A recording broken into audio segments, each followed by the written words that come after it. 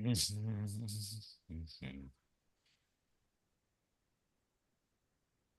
still have quorum though. There she is. She's looking pretty funny tonight.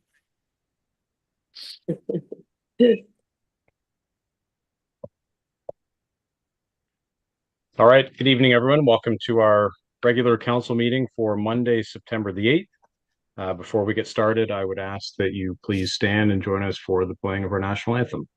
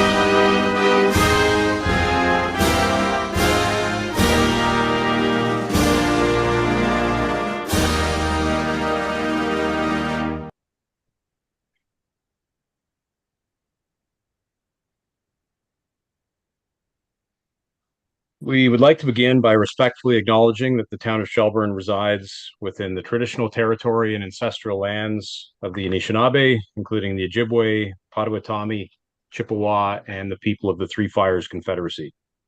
These traditional territories upon which we live, work, play, and learn are steeped in rich Indigenous histories and traditions, and it is with this statement that we declare to honor and respect the past and present connection of Indigenous peoples with this land, its waterways, and resources. Does any member of council have any pecuniary interests that they need to disclose this evening? No? Okay. The minutes from our August 25th meeting. Can I have a motion to adopt those minutes as presented and circulated? Moved by Councillor Sample, seconded by Councillor Guichardi. Thank you. Any discussion on those? All in favor? That's carried. All right. Public question period. Is anybody logged on for that? No, sir. No questions. Okay. And no questions were submitted? Correct. Okay. All right. We do have one proclamation this evening. It was requested from the Shelburne Soccer Club.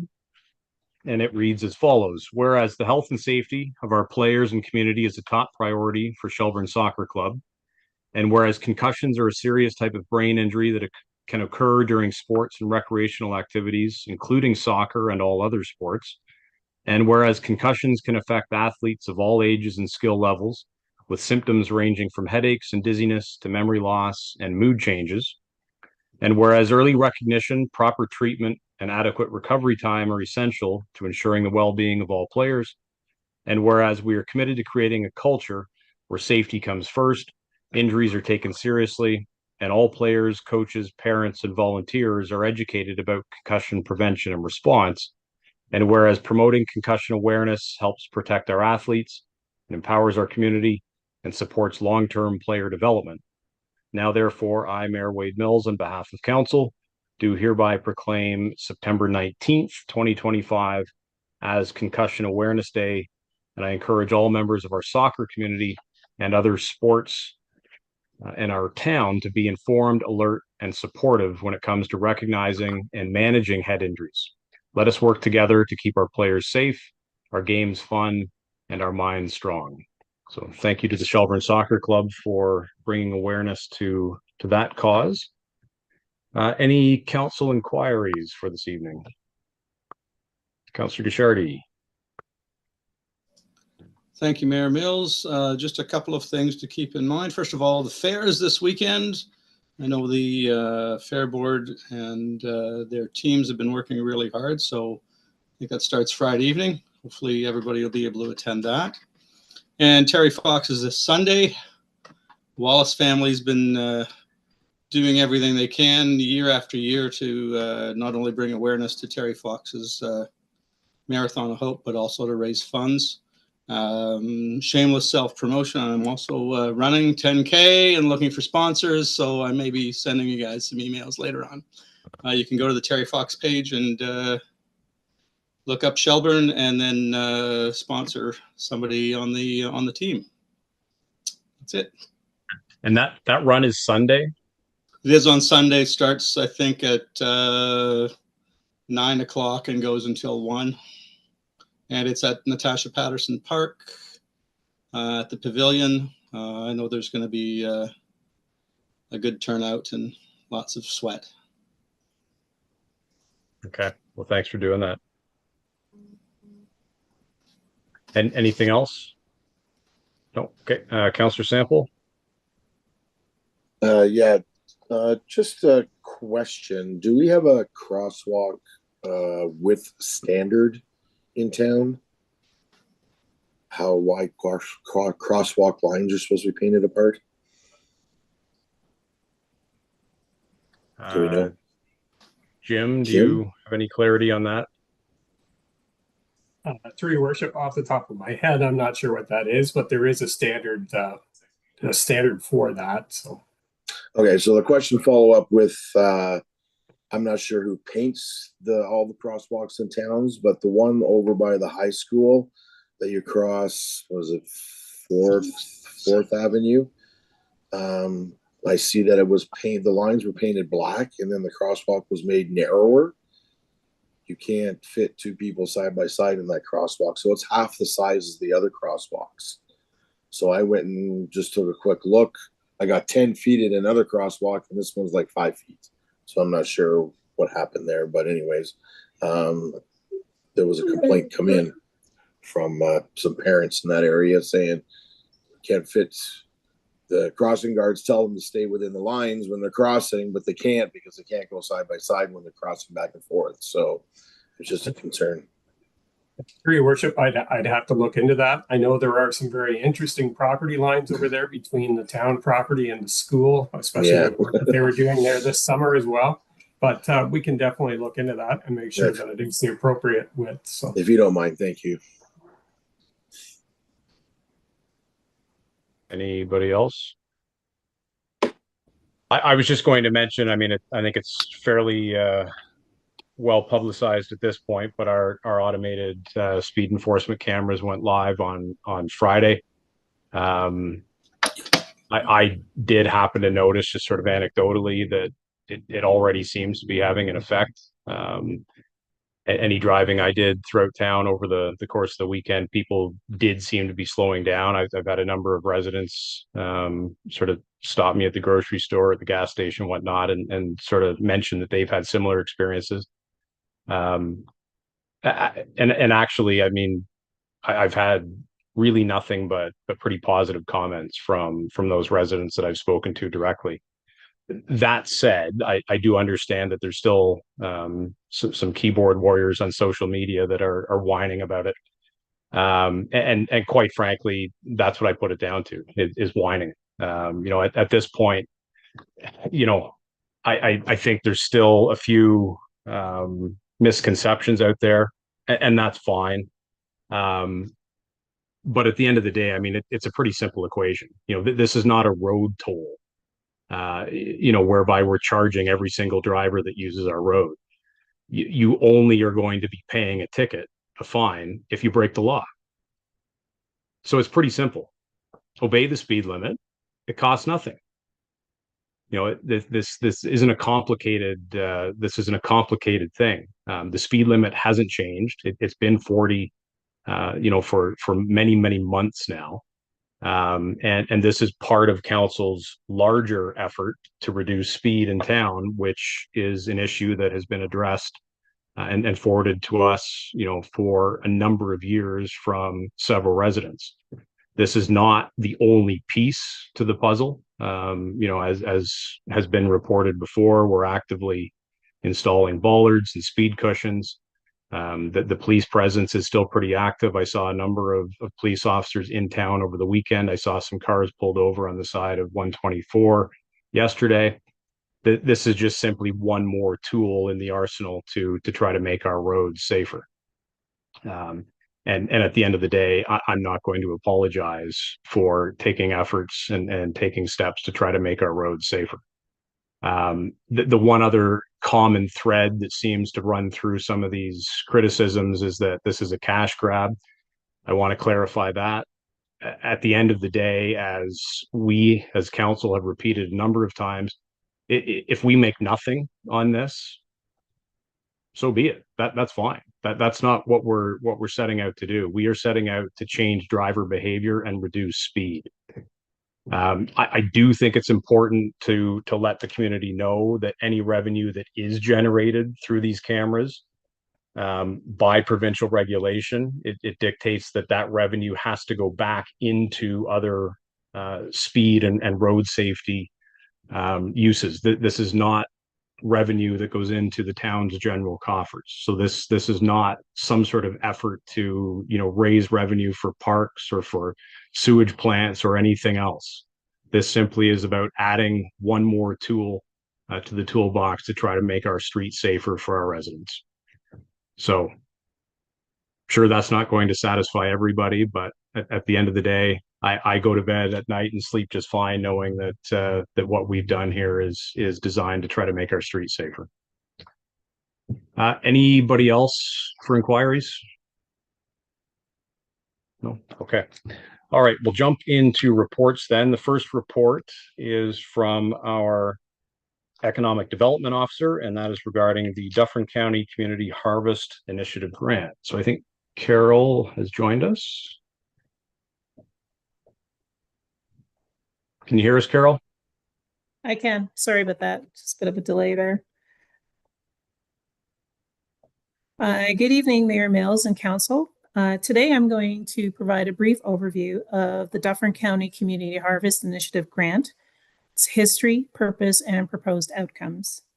The town participates in the Dufferin Food Access Subcommittee, which includes active members from Wellington, Dufferin, Guelph, Public Health, Headwaters Communities in Action, Headwaters Food and Farming Alliance, Children's Foundation, Georgian College, Orangeville Food Bank, and other community stakeholders.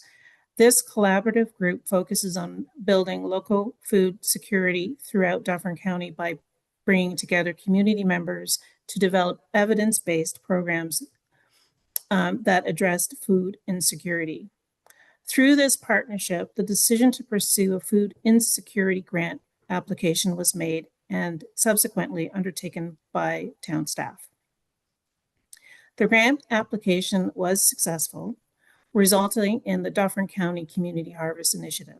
The initiative addresses food insecurity throughout Dufferin County by increasing access to nutritious, culturally appropriate food for equity deserving groups, while also addressing critical gaps in food production, processing, and preservation capacities.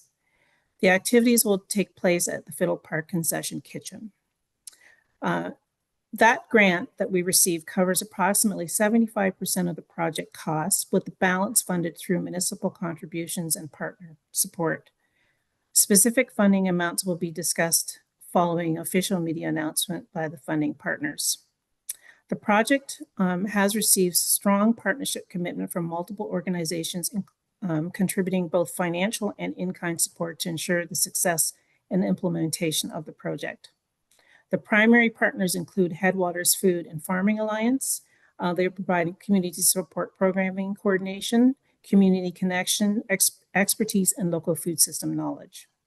The County of Dufferin is providing $10,000 in financial support.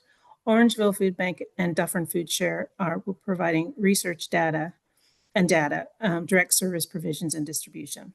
There are three key components of the program. The first component being food production and security activities, which involves growing culturally appropriate vegetables and legumes through 1, partnerships and local growers, 2, distribution of seeds to community gardens and food banks, and 3, management and of a small garden plot located at Fiddle Park.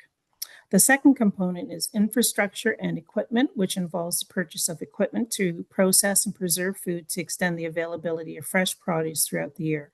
The equipment includes commercial dehydrators, interior and exterior refrigeration, and freezer units, and additional food processing equipment such as salad spinners.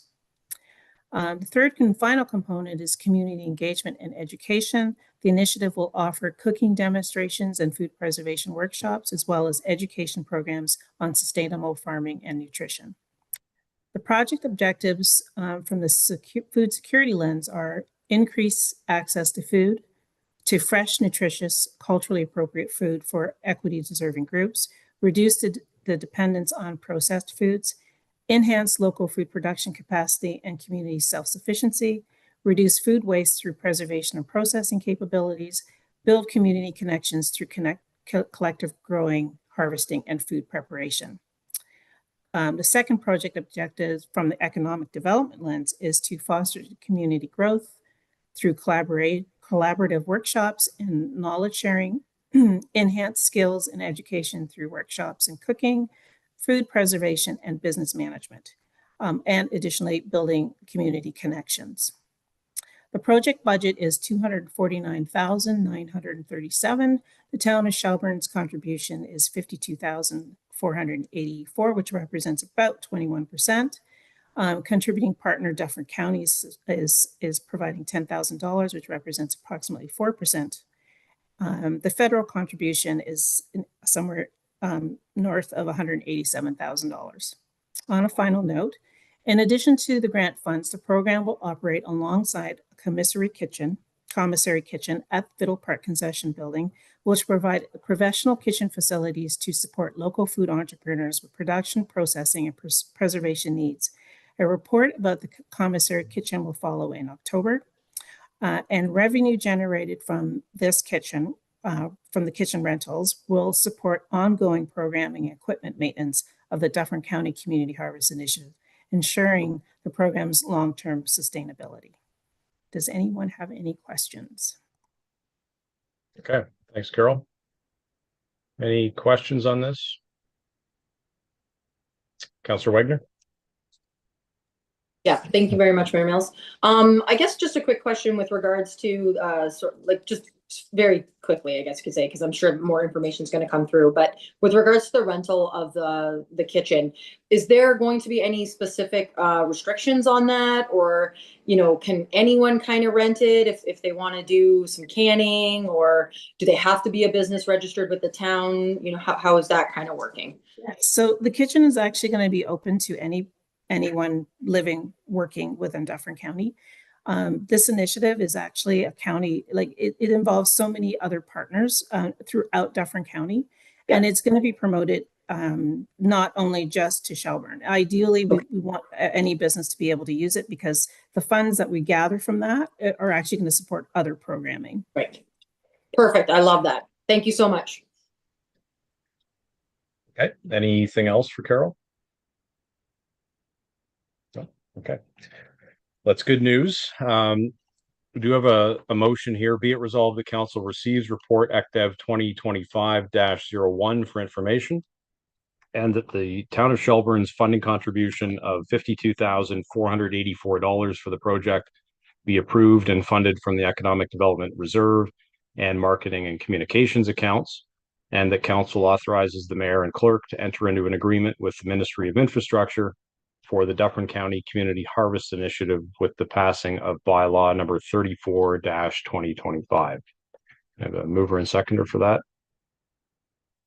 Moved by Councillor Wagner, seconded by Councillor Guichardi. All in favor? That's carried. Okay, thanks, Carol. All right, the next report is from our Director of Development and Operations regarding our drainage superintendent. Jim? Yes. Through your worship, as council's aware, previously we had approved a municipal drain cleanout for Shelburne that did get pushed back during COVID. And we are playing catch up now. We need to do some housework there and appoint a drainage superintendent by bylaw for the town itself. The Drainage Act of Ontario contains several mechanisms by where landowners can make improvements to their property, and these costs be shared out amongst benefiting landowners. The drains are referred to as municipal drains because the municipality is responsible for them from start to finish, from their creation to completion. This perpetual care of the drain remains the responsibility of the municipality, but the costs, including administration and any works that need to be done, can be charged back to landowners as well. The municipality doesn't own the drain or the land that they're on unless they're previously owned properties by the municipality or road crossings. The drains tend to be named after their original petitioners. In our case, the Besley Drainage Works and the Jordan Drainage Works on the south end of Fiddle Park. The town of Shelburne is responsible for municipal drains defined by the Drainage Act. In order to fund, inspect, and maintain and receive grant monies from the province, the town must appoint a drainage superintendent by bylaw. The primary responsibility of the drainage superintendent is to maintain, repair, and operate the municipality's drainage systems constructed under the Drainage Act. The position of drainage superintendent was not required by the town prior to the expansion of the town limits back in approximately 1983. Prior to this expansion, there were no municipal drains within the town limits. With the expansion of the town borders, 2 municipal drains fell into our area. These drains being the Besley Drain and the Jordan Drainage Works. An oversight at that time just resulted in no bylaw dedicating a drainage superintendent.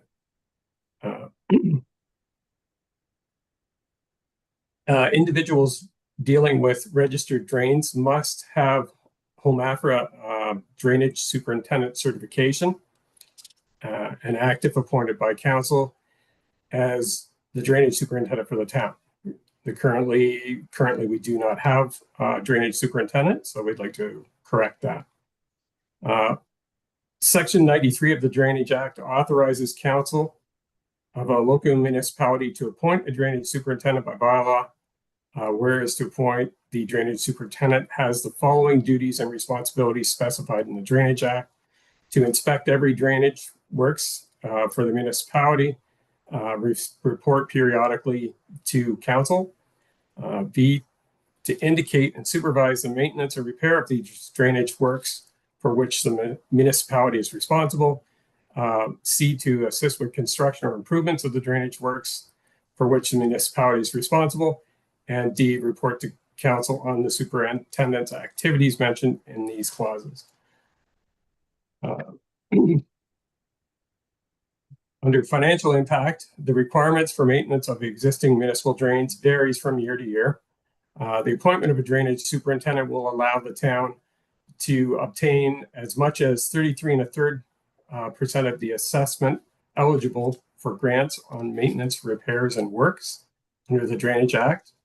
In addition, it's possible for the town to receive 50% of the costs incurred of employment of the drainage superintendent back from the ministry as well. Under council's strategic priorities, this does meet with SP1, responsible financial management through long-term planning, SP2, invest in critical infrastructure and services for the future, and EP1 to promote effective partnerships. Our supporting documentation is our bylaw for the drainage superintendent, and we do have Terrence Gould with us from SBA tonight if there's any questions, particularly for Drainage Works. Thank you. Okay, thanks, Jim. Any questions from council, either for Jim or for Terrence? Hey, anything you'd like to add, Terrence? Just that it's going to be fun to actually be doing a bit more of the drainage superintendent work with Town of Shelburne and getting some of the drains back up to their full capacity. Okay, great. Thank you. All right, so I need a motion receiving Jim's report and for the lead for the reading and enacting rather of bylaw number 32-2025, which is a bylaw to appoint Terrence Gould as the drainage superintendent for the town of Shelburne. Moved by Councillor Fegan, seconded by Councillor Bernardo. All in favor? It's carried. Okay. Thanks, Terrence. Thank you all. All right, next up is a report from our Director of Development and Operations, as well as our Director of Legislative Services clerk regarding winter parking hours. Jennifer, are you taking this one? Yes, thank you. Through your worship, tonight's report considers options regarding winter parking hours and duration of the season, ensuring our practices align with Ontario's minimum maintenance standards and ensure safe and efficient snow removal operations. Each year, seasonal parking restrictions are put in place to allow plows and crews to clear snow and ice effectively. Restrictions are focused on overnight street parking when plowing is most effective and traffic congestion is minimal. Council asked staff to review the timing and duration for this upcoming winter season last October. So the current parking restrictions in place are from 12 a.m. to 7 a.m. with the duration of the season running from November 15th to April 15th. These dates capture the majority of storm activity and ensure compliance with Ontario's response timelines under Ontario Regulation 23902.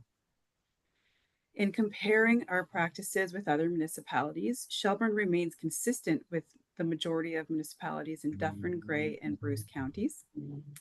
Some municipalities shorten their season or hours, while others prohibit all on-street overnight winter parking entirely. So there are three options in tonight's report for Council's consideration. Staff are recommending option number 3, which is status quo. However, it introduces some holiday exemptions for the Christmas season with conditions should a major snow event happen. Option 3 ensures compliance, reduces risk, and maintains operational efficiency. Option 3 also ensures the town remains prepared, protects public safety, and provides limited but meaningful flexibility for residents. Maintaining the current approach controls costs by avoiding repeat plowing, overtime, and MMS non-compliance penalties.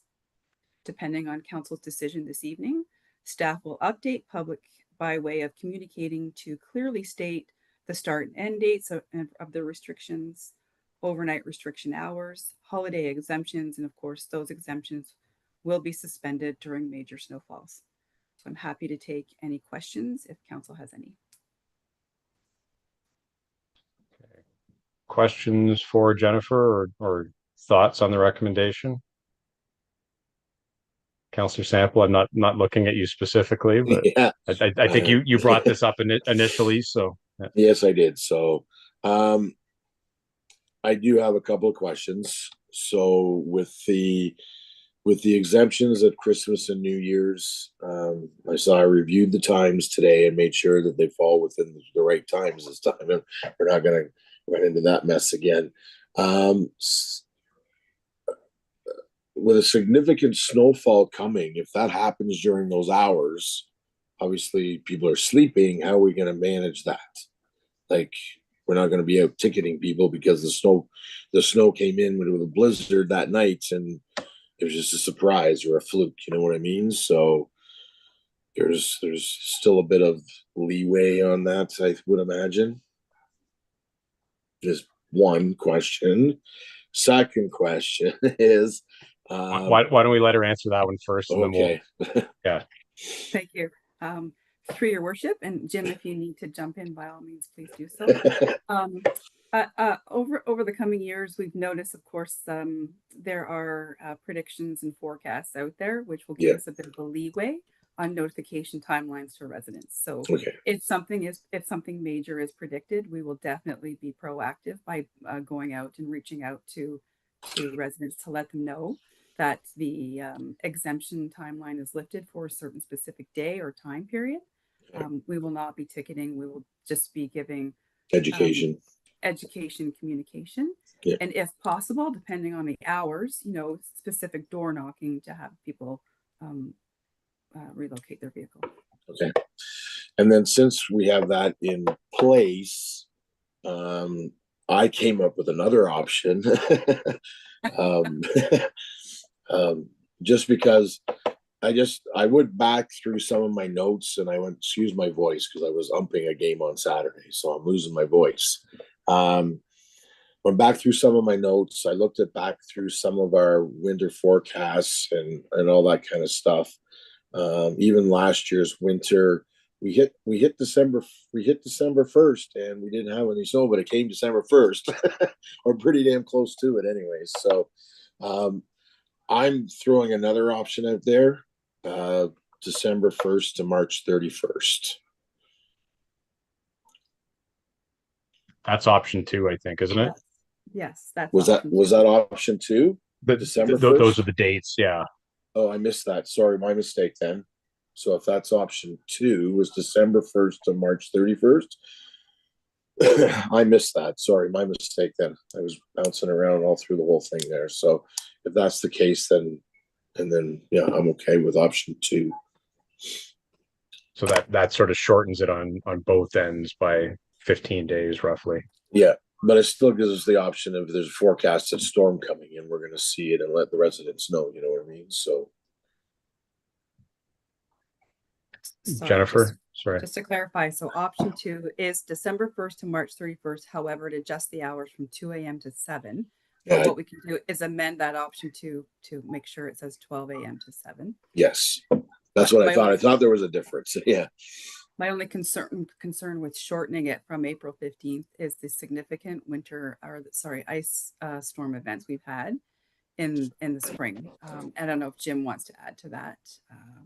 Yes, through your worship, we have consistently had heavy snowfalls at the end of the season into April, to the point, not last year, but in prior years where we've ran right out our timing on minimum maintenance standards or our defense if we're going to court right to the maximum timing. So it does put a little pressure on us there as well. But as part of winter maintenance, we have to be doing a weather check at least once a day, if not more than that, and prove that too. So you do know that it is coming. So.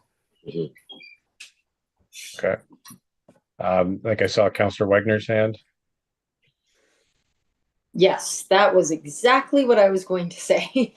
I personally support option 1 because I do think that we hopefully could push it to the December 1st mark. As Councillor Sample mentioned, we didn't really have too much snow last year up until just right before around that day. And even if we did, it was very light. It wasn't really something that was, needing the plows to remove. I do like still 12 a.m. to 7. I just feel that just gives, staff more time to make sure that they can clear as much as they can or make as many passes as possible as well. Yeah. And I love, obviously, that there's still those exemption hours, December 24th and December 31st. I don't think that anything is necessarily set in stone. If we pass something like this and we find over the next 2-3 years it's not working and we're, reverting back to having a lot of snow before December 1st, then I'm pretty sure that the council of the time could revisit this and potentially move it back, to November. It's just, I get it. It's tricky if we move it and then we move it back and then we move it. Like, people are going to be mad because they're like, I don't remember what day it actually is. So I understand that aspect as well, but I have to kind of go with, let's say, the last 5 years or more, and it hasn't necessarily been too bad. So I think that December 1st would likely be okay. And I believe Orangeville is the town that operates at December 1st. If I'm wrong, feel free to correct me, but, and they've been operating at that date for quite some time and they seem to be operating okay with it. So, that option 1 would be my choice. And especially too, because of, we all like to think that spring is in April, but the weather keeps proving us wrong. We keep getting those late snowstorms and ice storms. So I would rather see it still at April 15th. Thanks, guys. Okay. Any other thoughts?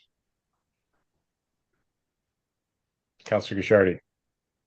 Yeah, just thank you, Mayor Mills. Just on the moving to December 1st from November 15th. I mean, we've consistently been November 15th.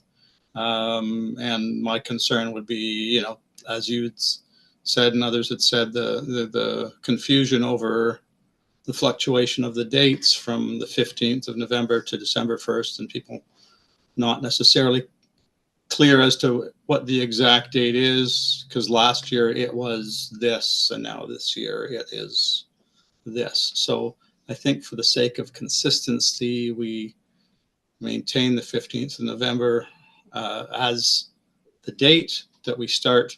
As far as the minimum standards are concerned, Jim, just are we going to run any issues as far as if we move it to December 1st and we get a heavy snowfall, say starting in November, all of a sudden we're looking at struggling around vehicles for 15 days. I mean, I don't know how that is going to bode with our maintenance staff. So those are my thoughts. For your worship, yes, with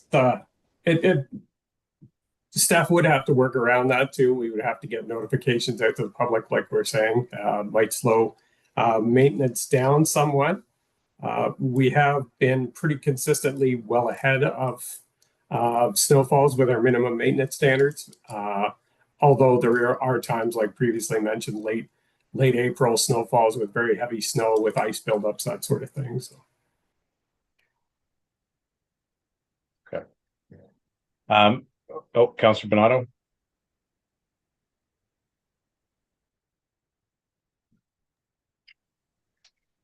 November 15th to December, those 15 days, in my mind, if we leave it at November the 15th, we start getting people in their mind to figure out where they're parking their vehicles, because with the issue of a huge amount of people with more than one or two or three vehicles, they have to figure out where to park them. So if the weather is still reasonably good, at least it gives them some time to figure out where to park these extra vehicles that they need to get off the road.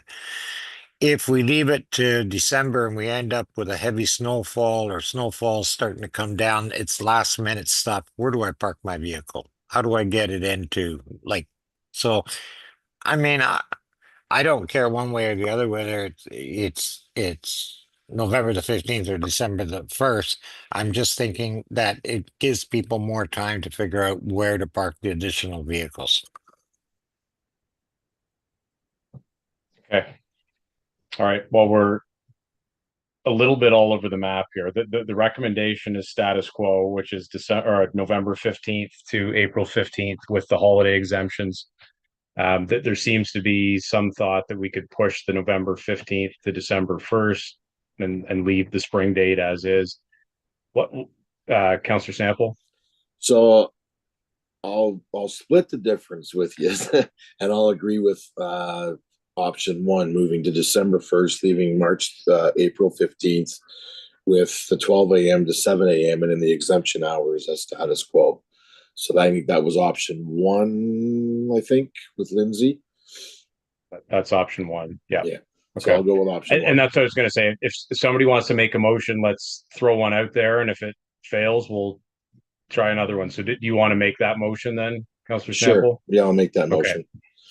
All right. So the motion then would read that council receives the report for information and that option one, which sets the dates from December 1st until April 15th, with the holiday exemptions that may be suspended during significant weather events, be approved. And Councillor Wagner, I'm assuming you would second that? Okay. All right. So that motion is on the floor. Any further questions before I call the question? Okay, all in favor? And opposed? Looks like that carries. Okay. All right.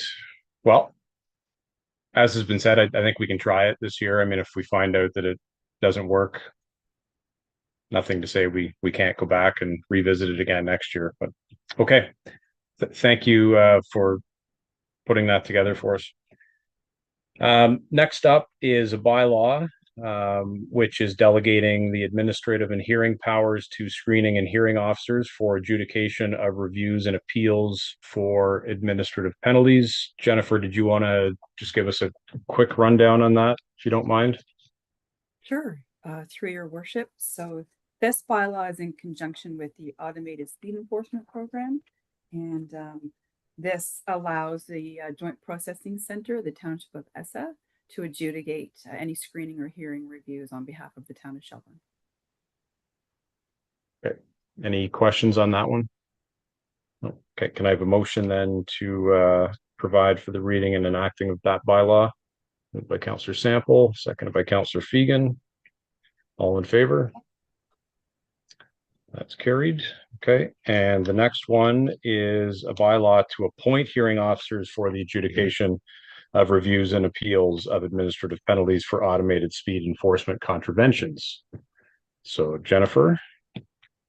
Thank you, through your worship. This then now appoints those hearing officers that are employed by the Township of Essa Joint Processing Center. This gives them the authority to conduct the hearing and screening reviews on our behalf. Okay. And the names are Perfect. included in the bylaw. There's an appendix attached to the bylaw there. Yeah. Okay. The mover and seconder for that one. Councillor Sample, seconded by Councillor Gashardi. All in favor? And that's carried. Okay. Any notices of motion? No? Okay. The communications list, there were 6 items there. Anything jump out to anybody? No? Okay. Can I have a motion then to receive those items as information? Councillor Wagner, seconded by Councillor Fegan. All in favor? Carried. Okay. Next is our closed session, and I would look for a motion that reads, be it resolved that in accordance with section 239 sub 2 sub K of the Municipal Act, council enters into closed session for the purpose of a position, plan, procedure, criteria, or institution to be applied to any negotiations carried on or to be carried on by or on behalf of the board or, municipality or local board. Moved by Councillor Gashardi, seconded by Councillor Sample. All in favor? That's carried. So we'll move into closed session. I think all of us will be getting a link to go to a breakout room. Anybody else who happens to be watching, you'll get sort of a blank break screen for now until we resume and come back into open session.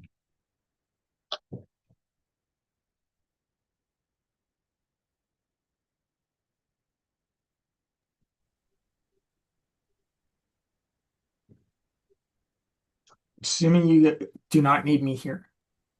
So I will go. Thanks, Thank you Terrence. all. Thanks, Terrence. Thank you. Have a great evening. Too.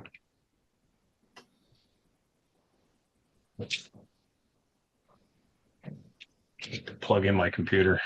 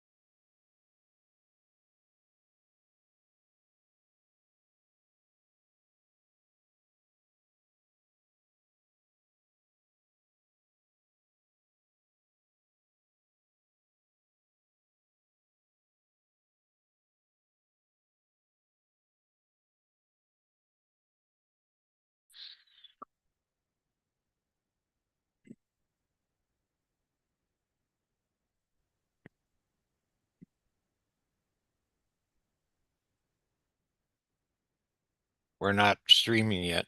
Are we streaming now?